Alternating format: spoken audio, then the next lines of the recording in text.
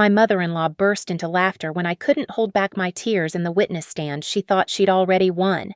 Then the judge stopped mid-gavel, demanded the courtroom be sealed, and a single encrypted USB drive turned everything upside down in just 7 minutes. When the verdict was read, the entire courtroom fell deathly silent, and my mother-in-law went ghost white. You'll never guess who planted that fingernail-sized camera under the Thanksgiving dinner table last year. My name is Ava Hartley, and 3 hours ago, I watched my mother-in-law's empire crumble in Courtroom 7 of the Arden Ridge District Court. The fluorescent lights above flickered just once as Judge Harper Doyle's gavel came down for the final time. That sound still echoes in my ears, mixing with the phantom laughter that had erupted from Vivian Cole's perfectly painted lips when I'd broken down crying just minutes before. She'd thought my tears were weakness. She'd thought wrong. Flashback 12 hours. Rain hammered against my bedroom window at 3:45 a.m. I hadn't slept. How could I? Today was the day everything would either vindicate me or destroy what was left of my marriage, my sanity, my future. My husband Ethan lay beside me, his breathing too regular to be genuine sleep. We were both pretending, both afraid to face what dawn would bring. Flashback 1 year. Thanksgiving at the Cole estate. Crystal glasses catching candlelight. The smell of rosemary and betrayal. Vivian's voice cutting through the dinner conversation like a serrated knife. Some people just aren't bred for this family's standards. Everyone knew she meant me. Back to this morning. The courthouse hallway stretched endlessly, marble floors reflecting overhead lights like a tunnel to judgment. My heels clicked a nervous rhythm. Click, click, pause. Click, click, pause as I clutched the small evidence bag my lawyer, Mara Whitaker, had prepared. Inside one USB drive containing 7 minutes and 32 seconds of audio that would change everything. I'm 29 years old, a risk analyst at Northbridge Analytics, a job I'm good at, a job that taught me to see patterns others miss. But I'd missed the biggest pattern of all, how systematically Vivian had been dismantling my life since the day Ethan put a ring on my finger. The panic attacks started after the accident 18 months ago, a 3-car pileup on Highway 287 that left me with a concussion and 3 broken ribs. I'd conquered them, mostly, but standing outside that courtroom, feeling Vivian's ice-blue stare boring into me from across the hall, my chest tightened the familiar way. Breathe. Ava, you have proof now. Mrs. Hartley. The bailiff's voice cut through my spiral. They're ready for you. The courtroom smelled like old wood and fresh lies. Vivian sat at the defendant's table, her silver hair pulled into a chignon so tight it stretched her face into a mask of contempt. Her lawyer, Stanford-educated $1,000 suit, shuffled papers with practiced nonchalance. Ethan sat in the gallery, caught between worlds, his face a study in anguish. The case itself was a Gordian knot of financial abuse, inheritance disputes, and one particularly damning document, a post-nuptial agreement I supposedly signed while recovering from surgery. Drugged on enough opioids to fell a horse. Vivian claimed I'd agreed to forfeit all marital assets if the marriage ended within 5 years. She'd already started the process of forcing that ending, but she didn't know about the camera. That tiny, button-sized camera I'd bought from a spy shop downtown after a coworker suggested documenting workplace harassment. I'd never used it at work. But last Thanksgiving, something, call it instinct, call it paranoia, made me stick it under the dining table with mounting putty. Just in case. Judge Doyle entered. The room rose, fell, settled into electric silence. In the matter of Hartley versus Cole, regarding the validity of the post-nuptial agreement and claims of financial coercion. My hands trembled as I took the witness stand. This was it. 3 years of marriage, 2 years of hell, and 1 year of planning had led to this moment. Through the window behind the judge's bench, storm clouds gathered over the Rockies, as if the mountains themselves were leaning in to hear what would happen next. Life before Vivian Cole was simpler. Back in Redwood Falls, Ohio, I'd grown up watching my mother wait tables at Murphy's Diner, her feet swollen after 12-hour shifts, but her dignity intact. She taught me that respect was earned, not inherited.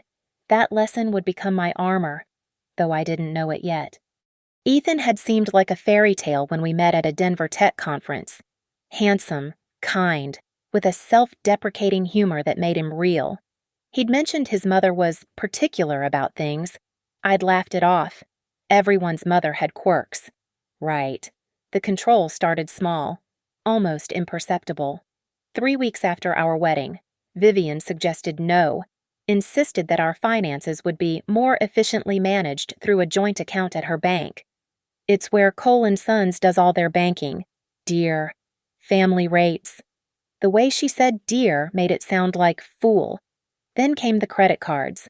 Canceled for your protection, Vivian explained, after I'd discovered my personal cards no longer worked. Identity theft is rampant these days. Use the family card. I'll review the statements for any suspicious activity. Every purchase became a permission slip. Coffee with friends required justification. A new blouse triggered an hour-long lecture on appropriate presentation for a Cole wife. My car keys disappeared one Tuesday. Ethan can drive you, Vivian said, appearing at our kitchen door at 6:15. Without knocking, she had copies of our house keys. Of course. That little Honda isn't safe. We're getting you something more suitable. The suitable Mercedes came with a GPS tracker and Vivian as the primary on the lease. The family group text was another chain. Constant messages. Where are you? Why weren't you at the club for Linda's charity lunch? That outfit in your Instagram photo is inappropriate. Delete it. My phone buzzed so incessantly that my coworkers started calling it the Vivian alarm. Then Francis Cole died. The official cause was a heart attack on the golf course, but the timing was suspicious 2 days after he'd mentioned revising his will to ensure Ava and Ethan's independence. The paramedics said he'd been dead for 40 minutes before anyone found him, alone on the back nine at dawn. Vivian handled all the arrangements, cremation within 48 hours, no autopsy.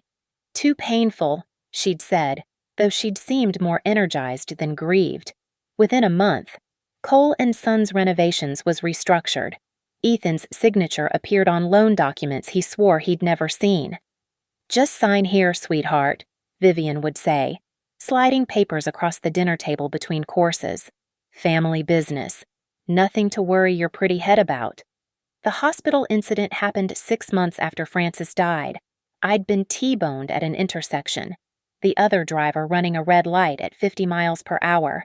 I woke up post-surgery, morphine drip steady, vision swimming. Shadows moved in the room. Vivian, a man in a suit, papers rustling. Just a formality. The man's voice floated through the haze. Protection for the family assets. Sign here, Mrs. Hartley. I remember trying to focus, the pen heavy in my hand, Vivian's fingers guiding mine. That's it, dear. Just like that. Later, Ethan swore he'd been in the waiting room the whole time, that his mother had said she was just checking on me. The security footage from that day had mysteriously corrupted. The nurse who'd been on duty moved to Florida a week later. My first rebellion was small. I opened a separate checking account at a credit union across town, depositing $20. Vivian found out within 3 days. Secrets destroy marriages. Ava, is there something you're not telling us? The second rebellion was keeping a journal, hidden in a tampon box in our bathroom. I documented everything: dates, times, exact quotes. The time she told Ethan I'd been acting erratic when I'd questioned a $40,000 withdrawal. The dinner where she'd called me a gold digger in front of 12 guests. Then laughed it off as a joke when Ethan finally spoke up. But the real awakening came the day I heard her on the phone with Coleman Bradley, the company accountant. The postnup will hold. We have her signature, don't we? If she becomes too much trouble, Ethan will understand. He always does. Mother knows best. That's when I knew I needed a lawyer. Not just any lawyer someone Vivian couldn't buy, couldn't intimidate, couldn't charm. That's when I found Mara Whitaker. The breaking point came on a Thursday. I'd just received my monthly salary statement from Northbridge Analytics, except the deposit wasn't in our joint account. It had been rerouted to something called a family trust management account that I couldn't access. It's more efficient this way, Vivian explained over speakerphone while I sat in my cubicle, trying not to cry. I'll transfer your allowance weekly. $500 should be more than enough for your little expenses. Allowance. I was 29 years old with a master's degree, earning $78,000 a year, and my mother-in-law was giving me an allowance from my own salary. That night, I confronted Ethan. He was in his study, surrounded by Cole & Sons blueprints and contracts. "This has to stop," I said. He looked up, exhaustion etched in every line of his face. "It's just temporary, Ava. Until the company stabilizes after Dad's death. Mom's trying to protect us." "Protect us? She's stealing my paycheck. She's managing the family finances. You agreed to this." When did I agree to this?" He pulled out a folder. The post-nup. My signature at the bottom. Shaky, but undeniably mine. Or close enough. "You signed it. Ava. Right after the accident." The room spun. I grabbed the document, scanning the dense legal text. Transfer of financial authority. Forfeiture of marital assets if marriage dissolved within 5 years. Surrender of employment income to family trust. It was financial imprisonment, wrapped in legalese. But then Thanksgiving at Vivian's estate. The dining room table stretched for miles, laden with crystal and judgment. Vivian held court at the head, regaling her guests with stories of my inadequacies. "Poor Ethan," she sighed dramatically, cutting into the turkey. "Some men marry up, others, well, they follow their hearts." The table tittered with uncomfortable laughter. "That's enough, Mom," Ethan muttered. "Oh, darling, I'm just being honest. Ava knows she's lucky to have you. Don't you, dear? Especially given your background." She said background like it was a disease. I excused myself to the bathroom, but stopped in the hallway when I heard Vivian on the phone in the study. "Bradley." "Yes, it's me. I need you to prepare another transfer." "No, she won't notice. The post-nup gives us complete authority." "What? Of course it's legitimate." "We have her signature, don't we?" "Well, if the original looks questionable, we'll use the backup version. The one where we traced her signature from the insurance forms." "Yes, the high-resolution scan." My blood turned to ice. Traced, scanned, backup version. I recorded the rest on my phone, hands shaking. But phone recordings could be challenged, edited, dismissed. I needed something more. That's when I remembered the micro camera, still in my purse from the workplace harassment seminar.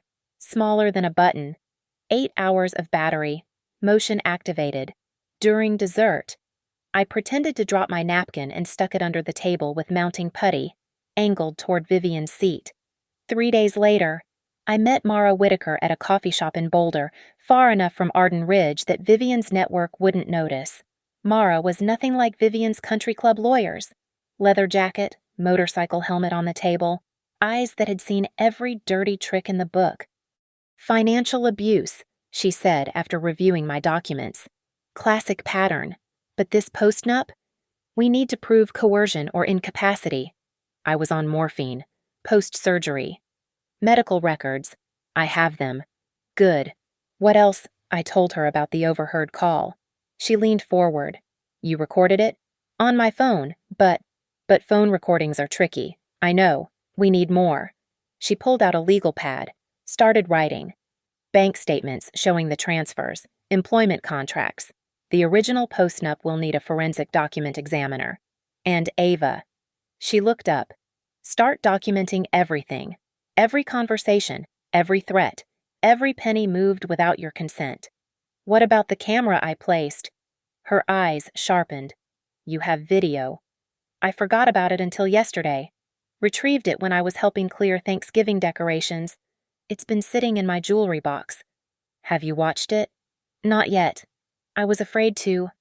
"Afraid it didn't work, or didn't catch anything, or—" "Bring it to my office tomorrow. We'll watch it together. If there's something there, We'll need to maintain chain of custody for court. That night, Vivian called during dinner. Ava, dear, I've been thinking. Perhaps you should take a break from work. Focus on your marriage, your mental health. That accident clearly affected you more than we realized. I looked at Ethan. He wouldn't meet my eyes. I'm fine, Vivian. Are you? Because asking questions about family finances, creating scenes at Thanksgiving, secretly recording conversations, that sounds paranoid. Dear, perhaps we should discuss involuntary commitment. For your own good. The threat was clear: submit or be declared insane. I hung up and texted Mara. We need to move fast. Mara's office smelled like coffee and determination. The micro camera sat between us on her desk, innocent looking, no bigger than a coat button. My hands trembled as she connected it to her laptop. Chain of custody starts now, she said, pulling on latex gloves. Everything we do gets documented. Time 10:47 a.m. December 3rd. Present attorney Mara Whitaker and client Ava Hartley. She started a separate recording device. The footage began, grainy at first, the angle catching the underside of the table and parts of the dining room. Audio was muffled but clearing. Then Vivian's voice, crystal clear. Bradley, listen carefully. I need you to pull up the insurance forms Ava signed last year, the ones with her signature for the life insurance policy. High-resolution scan. Remember, a man's voice, presumably on speakerphone, the ones from Hartford Mutual. Those exactly. Export her signature, just the signature, clean background. Marcus at Summit and Bray will handle the technical part. He has software that can transpose signatures onto documents. My stomach dropped. Mara's expression didn't change, but her hand tightened on her pen. The video continued. 20 minutes later, after the other guests had moved to the living room, Vivian and her lawyer, Marcus Brennan, remained at the table. The camera caught them perfectly. The postnup needs to look authentic, Marcus said. Documents spread before him. The signature can't be too perfect. That's why we'll use the morphine excuse, Vivian replied. She was drugged, hand shaky. Bradley aged the signature, digitally added tremor, slight smudging. It's artwork, really. And if she challenges it, who's going to believe her, a woman with documented panic attacks, whose own husband will testify she signed it? Besides, we have Dr. Morrison's statement that she was lucid enough to consent to visitors that day. Morrison, reliable. $15,000 reliable. Cash, untraceable. Mara paused the video. This is it. Ava, this is conspiracy to commit fraud, forgery, bribery. This is prison time. We watched more. Vivian discussing how to gradually isolate me from friends, how to manipulate Ethan using his father's death, how to trigger my panic attacks to build a case for mental instability. The accident was perfect timing, Vivian said in the recording, though I sometimes wonder if Tommy Soretti earned his $20,000. Mara and I locked eyes. Was she implying? The brake line investigation was inconclusive, Vivian continued. Amazing what a good mechanic can make look like wear and tear. I ran to Mara's bathroom and vomited. The accident. The one that nearly killed me. The one that gave her the opportunity for the forged postnup. She'd orchestrated it. When I returned, Mara was on the phone with her forensic analyst. I need you here now. Yes, all of it. Signature analysis, video authentication, metadata preservation. Over the next 3 weeks, we built our case methodically. The forensic analyst confirmed the signature was digitally transplanted pixel patterns that didn't match the surrounding document, compression artifacts indicating copy-paste manipulation. The metadata showed the postnup was created 3 days after I'd supposedly signed it. We pulled hospital records showing my morphine dosage enough to impair a horse. No reasonable person could consent to legal documents under that level of sedation. The nurse who'd transferred to Florida. We tracked her down. Carmen Ruiz was happy to provide an affidavit once she learned she wouldn't face prosecution for taking Vivian's bribe to stay silent. Dr. Morrison proved trickier, but his bank records, subpoenaed by a sympathetic judge, showed the $15,000 cash deposit 2 days after my hospital stay. He folded quickly, admitting Vivian had paid him to backdate a lucidity assessment. The smoking gun came from an unexpected source, Ethan's father's lawyer. Francis Cole had been his client for 30 years, and he'd been suspicious about the sudden death. Francis called me the night before he died. Attorney William Stark told us in his office. Said he was changing his will to protect Ava and Ethan from Vivian. He was scared of his own wife. Next morning, he's dead on the golf course. Can you testify to this? I can do better. He pulled out a recording device. Francis asked me to record the call. He was building his own case against Vivian for financial crimes within the company. This was going to be evidence. Francis Cole's voice filled the room. Bill, if something happens to me, protect my son. Protect Ava. Vivian's dangerous.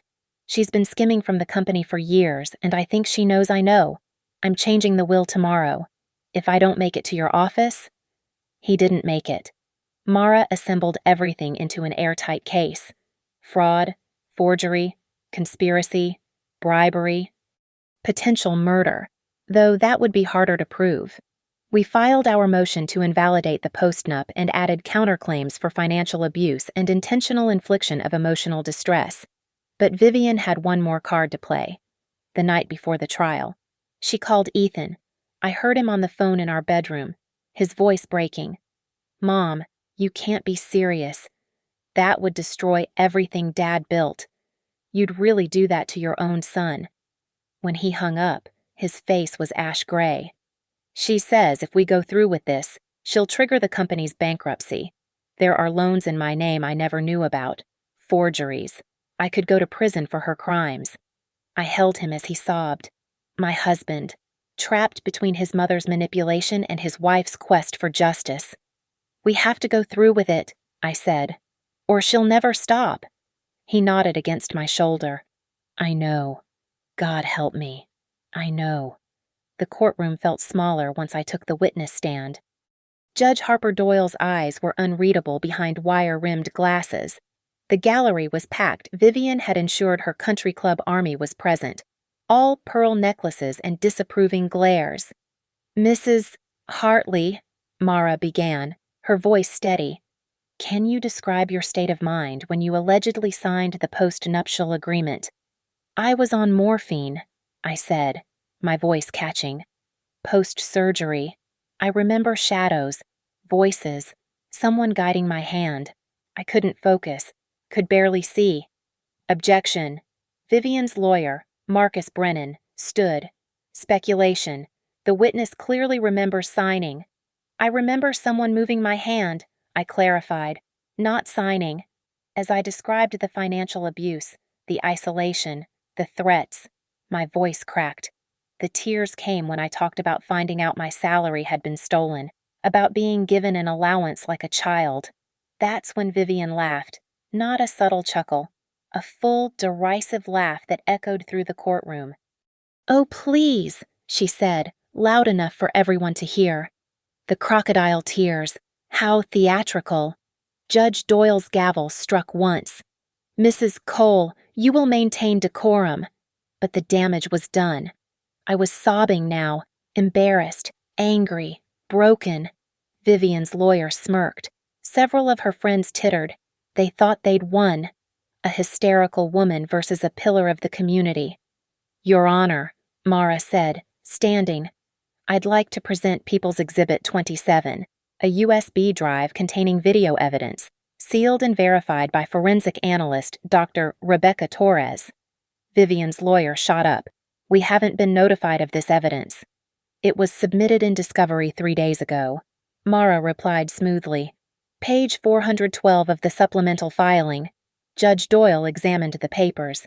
The evidence was properly submitted. I'll allow it.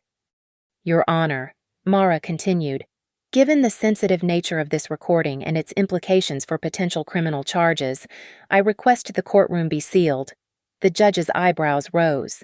That's a serious request, Counselor. The evidence contains admissions of multiple felonies, Your Honor, for the integrity of potential criminal proceedings. I believe it's necessary. Judge Doyle considered for a long moment. Bailiff, clear the gallery. Only parties directly involved in this case may remain. Protests erupted from Vivian's supporters, but they were ushered out. The doors closed with a definitive thud. Only Vivian, her lawyer, Ethan, Mara, myself, and court personnel remained. "Proceed," Judge Doyle said. The forensic analyst, Dr. Torres, took the stand. She explained the video's authentication, the metadata proving it hadn't been tampered with, the voice analysis confirming the speaker's identities. Then Mara played it. Vivian's voice filled the courtroom. Export her signature, just the signature, clean background. Her face went white. Bradley aged the signature, digitally added tremor, slight smudging. It's artwork. Really. Marcus Brennan loosened his tie. Who's going to believe her, a woman with documented panic attacks? Judge Doyle leaned forward. Dr. Morrison's statement that she was lucid enough to consent to visitors that day. Morrison, reliable. $15,000 reliable. Cash, untraceable. The judge's expression turned to stone. The worst was yet to come. Vivian's voice, casual as discussing weather. The accident was perfect timing, though I sometimes wonder if Tommy Soretti earned his $20,000. The brake line investigation was inconclusive. Amazing what a good mechanic can make look like wear and tear. "Stop the recording," Judge Doyle commanded. The silence that followed was deafening. "Mrs. Cole, Mr. Brennan, approach the bench."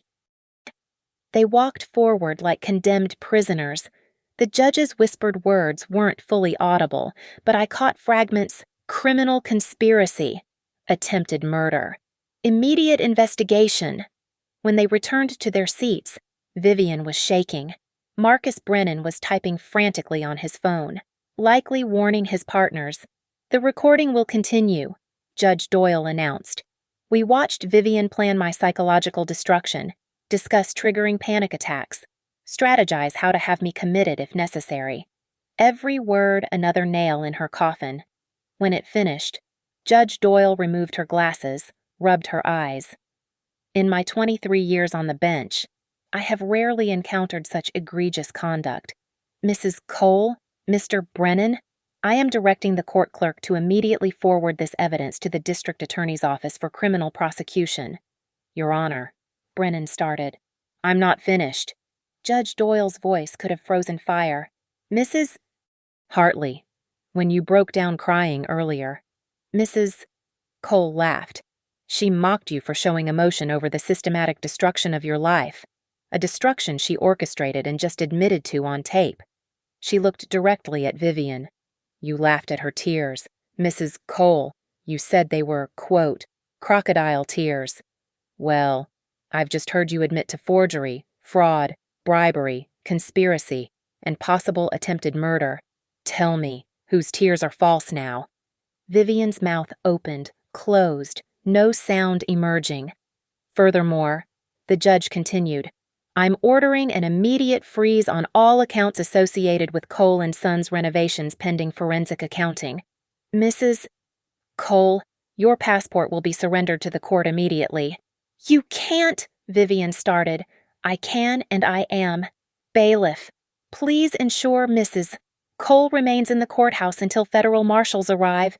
Mr. Brennan, the same applies to you." Ethan stood up from the gallery. "Your Honor, I want to make a statement." Judge Doyle nodded. "I've been a coward," he said, his voice breaking. "I knew something was wrong, but I let my mother convince me it was for our own good. I failed my wife. I failed my father's memory. I want to cooperate fully with any investigation." The judge's expression softened slightly. "Mr. Cole, you may also be facing charges for documents signed in your name. I suggest you retain independent counsel immediately." "I understand, Your Honor." Judge Doyle turned back to me. "Mrs. Hartley, I apologize that the system failed you for so long. No one should endure what you've endured." She raised her gavel. "The post-nuptial agreement is hereby declared null and void, the product of fraud and forgery. All assets transferred under its authority are to be immediately restored." The gavel fell. 7 minutes had passed since the video started playing. 7 minutes that destroyed Vivian Cole's empire and validated every tear I'd shed. Your Honor. Mara stood again, her voice cutting through the stunned silence. We have additional evidence requiring immediate attention. Judge Doyle nodded, still visibly shaken by what she'd heard. Proceed. Dr. Torres returned to the stand, pulling up new files on her laptop. Through forensic analysis of the post-nuptial agreement, we've identified specific digital fingerprints. The signature wasn't just copied, it was algorithmically generated using multiple source signatures to create a composite that would pass casual inspection. She displayed the analysis on the courtroom screen.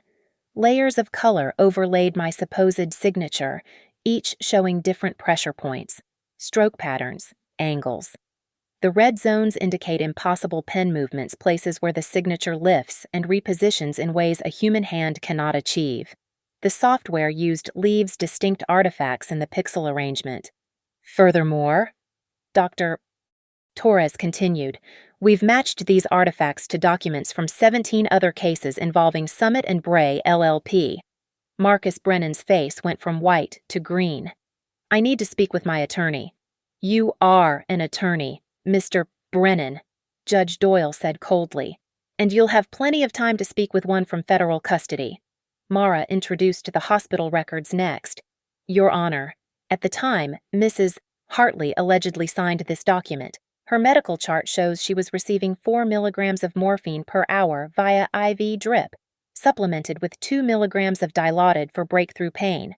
Dr. Sarah Hendricks. Can you explain what this means? A woman in her 50s took the stand. At those dosages, the patient would be experiencing severe cognitive impairment, confusion, inability to focus, possible hallucinations. Legally, she could not consent to anything, let alone complex financial documents. But Dr. Morrison stated she was lucid, Brennan interjected desperately. About that. Mara smiled coldly. Dr. Morrison has provided a full confession in exchange for immunity from prosecution. Would you like to hear his recorded statement? Judge Doyle nodded. Morrison's voice, nervous and reedy, filled the courtroom. Vivian Cole paid me $15,000 in cash to falsify the assessment. I never actually examined Mrs. Hartley that day. I was in Miami at a medical conference. The timestamp on my supposed evaluation is impossible. I have credit card records showing I was at a restaurant in South Beach at that exact time. Vivian's hands gripped the defense table so hard her knuckles went white. There's more, Mara said. We've uncovered a pattern of financial manipulation going back 3 years. Mrs. Cole has been systematically draining Cole & Sons renovations through shell companies registered in the Cayman Islands. William Stark, Francis Cole's attorney, took the stand next. Francis discovered the embezzlement 6 weeks before his death. He confronted Vivian, threatened divorce and prosecution. He showed me spreadsheets nearly $2 million siphoned from the company. Objection, Brennan shouted. This is hearsay. It's a statement against interest by a deceased person with corroborating documentation. Judge Doyle cut him off. I'll allow it. Stark continued. Francis gave me these documents for safekeeping. He produced a folder. Forensic accounting reports, bank transfers to accounts only Vivian could access. He was building a case when he died. The morning Francis Cole died, Mara said. Security footage from the country club shows an interesting detail. She played grainy video on the screen. That's Tommy Soretti's van in the parking lot at 4:53 a.m. The same Tommy Soretti mentioned in our video evidence. The same man who, according to his ex-girlfriend's statement, bragged about fixing a car for $20,000. Your Honor, Brennan stood on shaking legs. These are separate matters that should be— Sit down, Mr. Brennan, Judge Doyle commanded. Your client engaged in a criminal conspiracy that potentially includes murder. Every aspect is relevant. Mara wasn't finished. Credit card records show Vivian purchased a specific software package 3 days before the postnup was created, DocuForge Pro, marketed specifically for signature replication and document authentication bypass. The purchase was made under a fake name, but the shipping address was her home office. Each piece of evidence landed like a hammer blow. Vivian seemed to shrink with every revelation. Your Honor, Mara said, we have one final piece of evidence. Ethan Cole has provided us with recordings he made of conversations with his mother over the past week. Ethan stood, his face ashen but determined.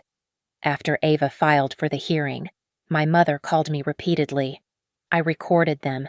His voice came through the speakers.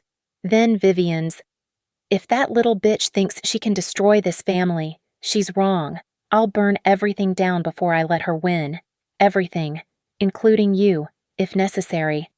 Mom, what are you saying? I'm saying choose your side carefully. Ethan, I brought you into this world. I can take you out of it, just like your father when he betrayed me. The confession hung in the air like poison gas. Judge Doyle's gavel struck the bench with devastating finality. I've heard enough. Mrs. Cole, you are remanded into custody immediately pending criminal charges for fraud, forgery, conspiracy, embezzlement, bribery, and suspected murder. Bailiff, take her into custody. No, Vivian screamed, standing. You don't understand. I built this family, I protected it. That little nobody was destroying everything. The only destroyer here is you, Judge Doyle said. You systematically abused your daughter-in-law, potentially murdered your husband, and corrupted multiple professionals in your scheme. You laughed at Mrs. Hartley's tears. Well, Mrs.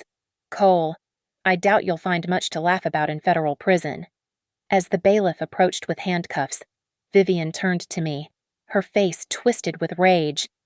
You destroyed everything. No, I said quietly, standing straight for the first time in 3 years. You did that yourself. I just showed everyone who you really are. The handcuffs clicked shut. The sound echoed through the courtroom like the closing of a chapter. Judge Doyle's voice rose above the chaos, each word a thunderclap of justice. Order, I am not finished. The courtroom fell silent, even Vivian's sobs cutting short. The scope of criminality revealed here today demands immediate and comprehensive action. She adjusted her glasses, her voice taking on the weight of absolute authority. First, regarding the post-nuptial agreement, it is not merely void. It is evidence of criminal fraud. Any assets transferred under its authority are to be returned to Mrs. Hartley within 72 hours. Any delay will result in contempt charges. Your Honor, Brennan started. Mr. Brennan, you are no longer recognized as counsel in this matter as you are now a defendant. Sit down or be removed. The judge continued, her words falling like hammers. Second, all accounts associated with Cole & Sons renovations are frozen effective immediately. The court appoints Richardson Forensic Accounting as emergency conservator. No funds move without court approval. She turned to Vivian, who stood in handcuffs, mascara streaming down her face. Mrs.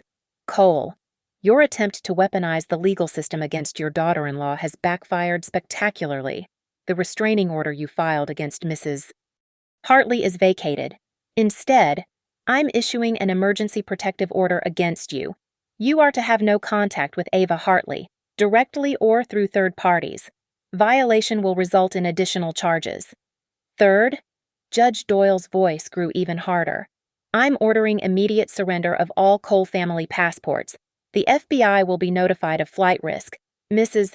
Cole, Mr. Brennan, you are both remanded to federal custody without bail pending formal charges.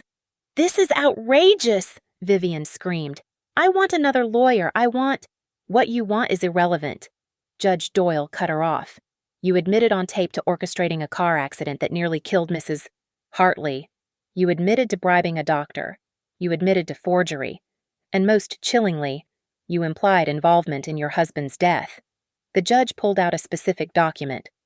I have here the emergency audit preliminary findings, submitted just this morning. $2.3 million diverted to offshore accounts controlled solely by Vivian Cole. This isn't just fraud, it's racketeering. Ethan stood, his voice steady despite his obvious anguish. Your Honor, I want to make it clear I'm filing for immediate dissolution of any power of attorney my mother holds. I'm also requesting court protection as a whistleblower. I have additional evidence of her crimes, including documents she had me sign under false pretenses. Granted, Judge Doyle said. Mr. Cole, while you may face some liability for documents signed in your name, your cooperation is noted. Vivian turned on her son, venom in her voice. You pathetic little remove her, Judge Doyle commanded. 2 federal marshals stepped forward, lifting Vivian by her arms as she struggled. Wait, Vivian screamed. The company will collapse. Hundreds of people will lose their jobs. The only thing collapsing is your house of cards, Judge Doyle replied. The conservator will ensure Cole & Sons continues operations. The only job being lost today is yours.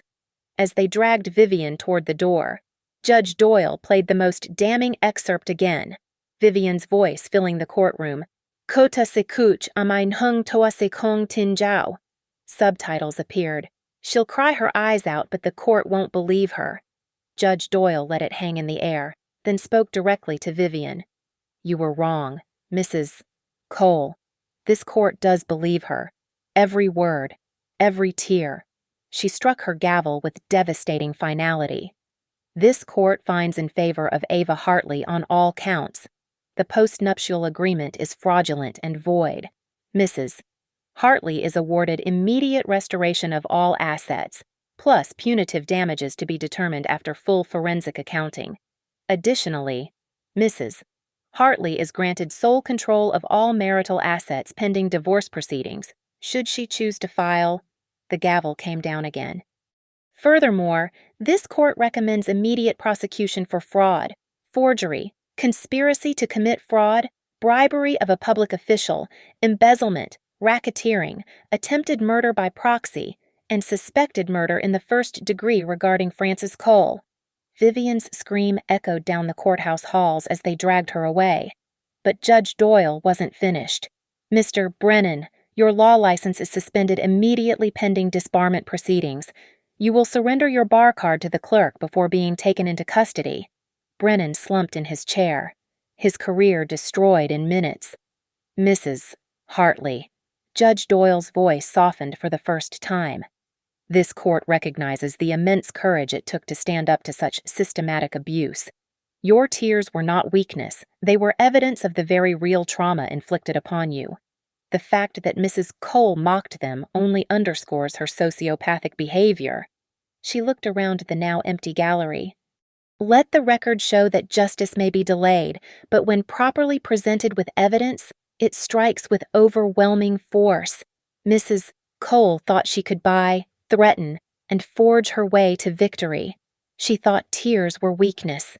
She learned today that the truth, no matter how tearfully presented, is the strongest force in this courtroom. One final gavel strike. Court is adjourned. Mrs. Hartley, you're free, truly free. The silence that followed was complete. No rustling papers, no whispered conversations, just the weight of justice delivered. Mara slid a document across to me, a temporary restraining order, already signed, granting me immediate possession of the house, cars, and accounts. Sign here, she said quietly. As I signed my name, my real signature, firm and clear, I heard the distant sound of Vivian screaming from the holding cells below. The woman who'd laughed at my tears was learning what it meant to have her empire crumble. The courthouse door opened to afternoon sunlight and a crowd of reporters, but all I could focus on was the sound still ringing in my ears, Judge Doyle's gavel, delivering the verdict that changed everything. The courthouse doors swung open to blazing Colorado sunshine. Reporters surged forward, microphones thrust like weapons, but the federal marshals held them back. Through the chaos, I saw the unmarked van where Vivian sat, her face a mask of rage behind reinforced glass. Our eyes met for one last moment. She mouthed something, a curse, a threat. It didn't matter anymore. The van pulled away, taking her to federal holding to await formal charges. Mrs. Hartley, how does it feel to... Ava, will you be filing for divorce? Is it true about the murder allegations? Mara stepped forward, shielding me. My client has no comment at this time. The evidence speaks for itself. But I stopped her, standing straighter than I had in 3 years. Actually, I do have something to say. The crowd quieted. For anyone out there trapped in financial abuse, document everything, hide evidence if you have to, find a lawyer who can't be bought, and never, ever let them convince you that your tears are weakness. Sometimes, tears are the most honest testimony you can give. Ethan stood by the courthouse steps, separate from everyone, looking lost. He'd testified against his mother, burned every bridge to his past. When our eyes met, I saw the man I'd fallen in love with before Vivian's poison, before the manipulation, before everything went dark. Ava, he said quietly, approaching despite the cameras. I know I don't deserve forgiveness. I failed you in every way that matters, but I want you to know I'm getting help, real help, therapy for codependency, for everything she did to me too. I studied his face, searching for deception and finding only devastation. It's too late for us, Ethan. I know. His voice broke. But maybe it's not too late for me to become someone who would never let this happen again. A federal marshal approached. Mr. Cole, we need you to come with us. You're not under arrest, but there are documents to sign, statements to give. He nodded, then looked back at me. The company Dad's real legacy, I'm signing it over to the employees as a co-op. It's what he would have wanted. And Ava, the house is yours. Everything is yours. It always should have been. As they led him away, I felt something I hadn't expected, not forgiveness. Not yet, but perhaps the beginning of understanding. We were both victims of Vivian Cole, in different ways. The marshal who'd arrested Vivian approached with an evidence bag. Ma'am, we need to maintain chain of custody, but I thought you should see this. Inside was Vivian's phone, the screen showing a text she'd been typing when arrested. If I'm going down, everyone goes with me. Release the files on. It was unsent. Her final attempt at destruction stopped mid-threat. We'll need you to testify at the criminal trial, the marshal said. She's looking at 25 to life if the murder charge sticks. The forensics team is exhuming Frances Cole's body tomorrow. I nodded. It wasn't over, but the hardest part was done. Mara drove me home, not to the house I'd shared with Ethan, but to my mother's apartment in Denver. She'd flown in that morning after hearing about the trial. When she opened the door, I fell into her arms and sobbed not tears of defeat, but of release. My brave girl, she whispered, holding me tight. You did it. You survived. That evening, as news of the trial spread, my phone buzzed with messages. Former employees of Cole & Sons sharing their own stories of Vivian's cruelty. Women who'd experienced similar abuse, thanking me for speaking out. Lawyers offering to help other victims pro bono, inspired by the case. But the most unexpected message came from Carmen Ruiz, the nurse who'd taken Vivian's bribe. Thank you for giving me the courage to tell the truth. I've lived with that guilt for too long. You didn't just free yourself today, you freed all of us who were too scared to stand up to her. At 11:47 p.m., Mara called with an update. Vivian tried to make bail through her hidden assets. The judge laughed, actually laughed, and doubled the restrictions. She's not getting out. Ava, not for a very long time. I stood on my mother's balcony, looking out at the Denver skyline. Somewhere in federal custody, Vivian Cole was learning what it meant to lose control. Somewhere in the city, Ethan was facing his demons. And somewhere in the evidence locker of the federal building, a tiny camera no bigger than a button sat in a sealed bag. The silent witness that had changed everything. The woman who'd laughed at my tears in court would have plenty of time to reflect on that moment. Because Judge Doyle had been right. Tears weren't weakness. They were truth. And the truth, no matter how long it takes, no matter how many tears it costs, always finds its way to the light. The mountain wind carried the promise of snow, of clean starts, of mornings where I'd wake up free. No more checking bank accounts to see what had been stolen. No more asking permission to live my own life. No more Vivian Cole. I pulled out my phone and typed a single post. To anyone trapped in financial abuse, document, fight, survive. You're stronger than their laughter, louder than their lies, and worth more than their money. Your tears are not weakness, they're evidence. Within minutes, it had 1,000 shares. The revolution against financial abuse had found its moment, and it started with a woman who refused to let her mother-in-law's laughter be the final word. As midnight approached, marking the first day of my new life, I thought about that tiny camera hidden under a Thanksgiving table by a woman who'd simply had enough. Sometimes the smallest acts of self-preservation become the greatest acts of justice.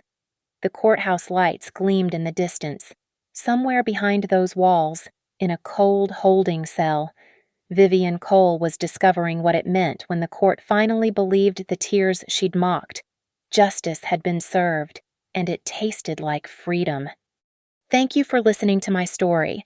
I'm curious, where are you tuning in from as you hear this? Drop a comment below and let's connect. If this story resonated with you, please subscribe to the channel and share your thoughts. Your own experiences and perspectives matter, and this community is stronger when we support each other. Until next time, remember, your truth is your power.